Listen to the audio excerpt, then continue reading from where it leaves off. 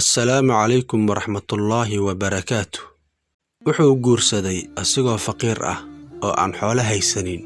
Maalintii uu mehersanayay gabadha ma uusan haysanin lacagtii uu ku soo iibin lahaa faraantigii loo gelin lahaa aroosadda.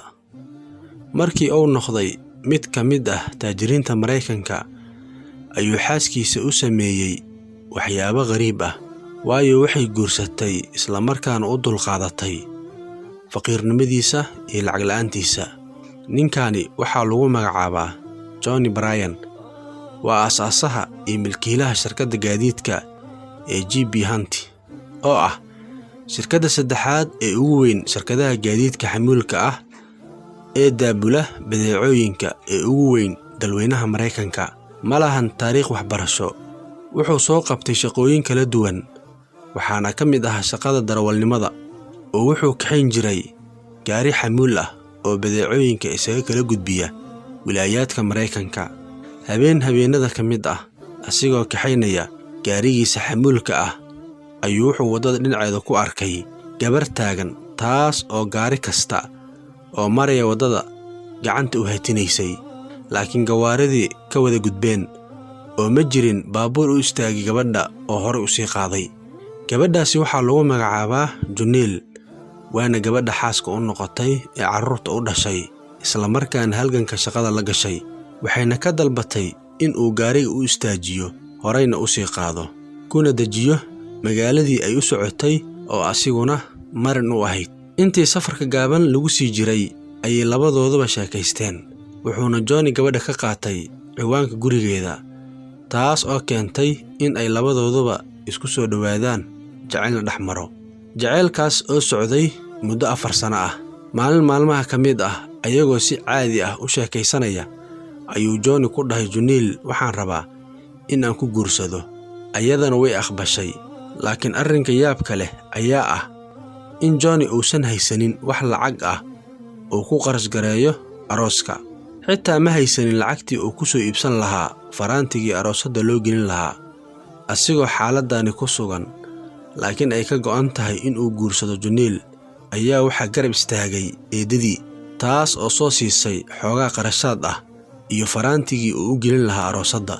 Intaa kadib waxaa dhacay arooskii, waxayna lamaanihii degeen guri yar kaa oo in muddo ah ay ku noolaayeen. Waxaa yaraa joogitaanka guriga ee Juniil, waayo wuxuu ahaa darawal kaxeeya gaadiidka xamuulka ah ee daabula badeecada. Inta badan Johnny guriga waa ka maqnaan jiray, waayo waa nin laga rabo biilka guriga, isla markaana shaqaale ah. Mar ay Juniil ka hadashay xaaladda ninkeeda, waxay dhahday ma uusan soo xaadiri jirin ciidaha iyo sanad guurida arooskeenna. Inta badan wuxuu ahaa qof ka maqan guriga, maalinba magaalo ayuu u safri jiray, wuxuuna ahaa nin shaqo badan oo madaalo ah. Xilligaasi nolosheenna way adkeyd. Maalin maalmaha ka mid ah, Johnny asigoo safarkiisa ku jira ayuu wuxuu galay shil aad u khatar badan, kaa uu naftiisa ku weyn tagay. Shilkaasi kadib, xaaskiisa ayaa ka codsatay in uu shaqadani darawalnimada ah iska dhaafo oo shaqo kale raadsado.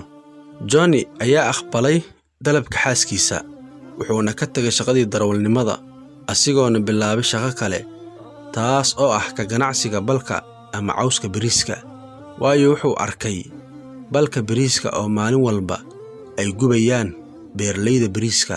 Wuxuuna Johnny dareensanaa in balkaani uu leeyahay faa'iido badan, laakiin uu u baahan yahay maalgelin mug leh. Wuxuuna Johnny u soo jeestay in uu maal gashto balka bariiska. Markii hore ma uusan haysanin lacag oo ku maalgashto mashruucaani yaabka leh. Si uu himiladiisa mashruucaani ugu miro dhaliyo, ayuu xaaskiisa ula tagay qorsho kaa oo ahaa in ay iibsadaan gurigooda, kadibna lacagtaasi ku maalgashtaan mashruuca balka bariiska. Kolkii hore xaaska way qaadan waysay soo jeedinta Johnny, laakiin markii dambe way aqbashay qorshaha ninkeeda. Waxayna dhahday mar ay ka hadashay arrintaani, wuxuu ugu dhahay ninkeyda, haddii aad igu waafaqdo qorshahayda mustaqbalka, waxaan ku iibin doonaa ama aan kuu dhisi doonaa guri qasri ah oo aad u qurux badan. Laakiin hadda waa in aan sii degnaa guri kira ah oo ku yaalla xaafadaha ay degan yihiin dadka saboolka ah. Waxay dhahday, waan ku waafaqay ninkeyda soo jeedintaasi, waayo waxaan aaminsanaa inuu ka soo bixi doono ballanqaadka uu ii samaynayo, dhanka kalena uu leeyahay hami sare iyo karti uu kaga miro dhalin karo shaqadaani. Johnny ayaa guda galay shaqadiisa, wuxuuna abuuray shirkad ka ganacsata balka bariiska. Waxaana ka mid ahaa waxyaabaha balkaasi ay shirkadda ka samaynaysay calafka ay xoolaha cunaan iyo miisaska quruxda badan ee idin yaalla guryaha iyo xafiisyada, iyo waxyaabo kale oo anfac u leh bulshada. Halkaani waxaa ka baxay gubidii balka iyo wasaqayntii hawada iyo guud ahaan deegaanka.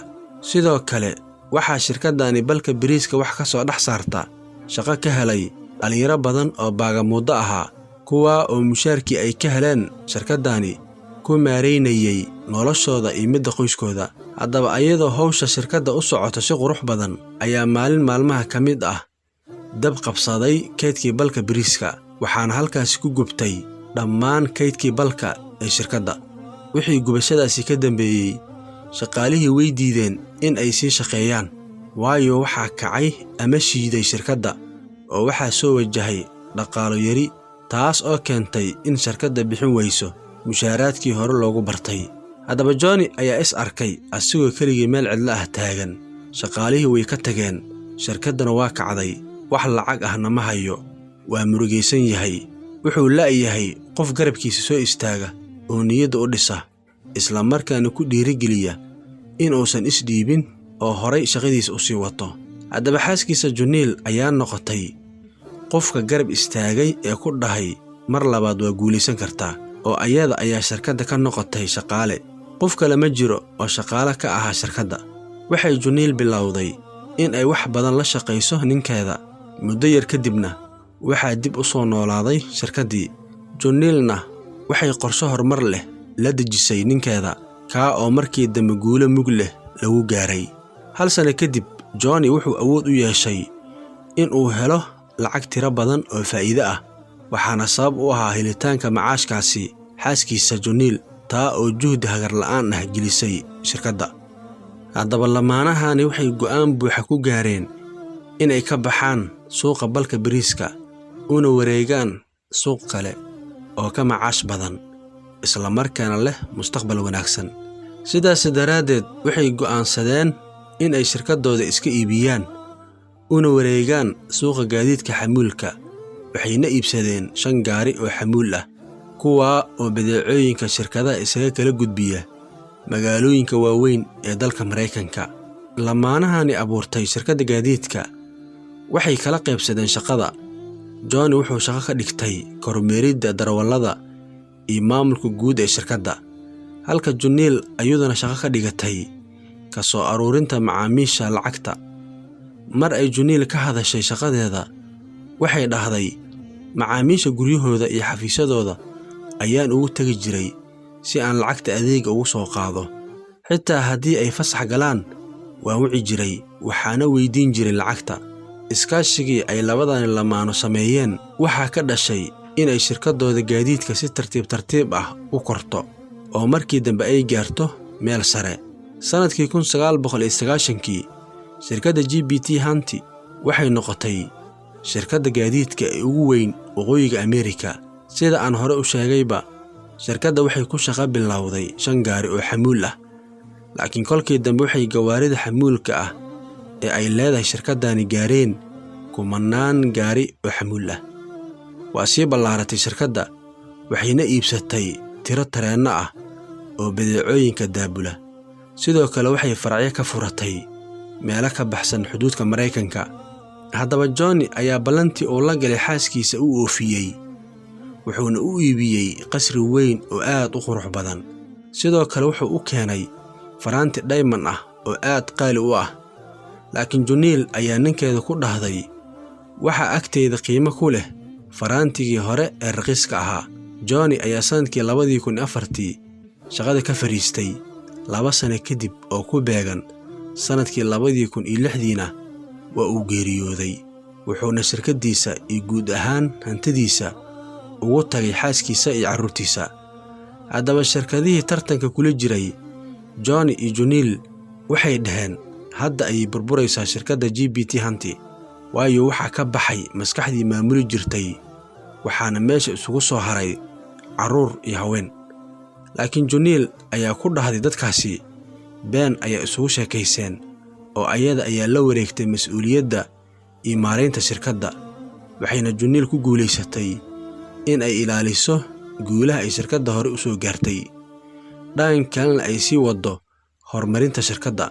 Hadda Juniil waxaa lagu tiriyaa haweeneyda shanaad ee ugu hodansan dunida, hantideeda waxay kor u dhaafaysaa $5 bilyan. Mar ay ka hadashay noloshii ay la soo wadaagtay ninkeeda Johnny, waxay dhahday saaxiib daacad ah oo nolosha la wadaagto wuxuu la mid yahay guuto kumandos ah oo dhabarkaaga taagan, sidaas daraaddeed cadowgaaga kuguma soo degdegayaan.